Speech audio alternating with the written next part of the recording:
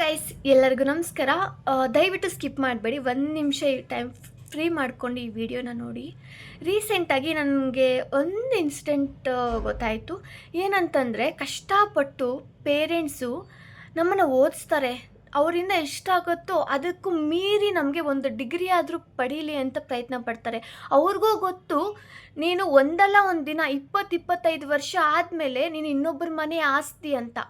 ಆದರೂ ಕೂಡ ನಿಮ್ಗೆ ಎಜುಕೇಷನ್ ಕೊಡಿಸ್ತಾರೆ. ಯಾಕೆಂದರೆ ಆ ಮನೆಯಲ್ಲಿ ಕೂಡ ನನ್ನ ಮಗಳು ಯುವರಾಣಿ ಥರನೇ ಇರಬೇಕು ಅನ್ನೋ ಕಾರಣಕ್ಕೆ.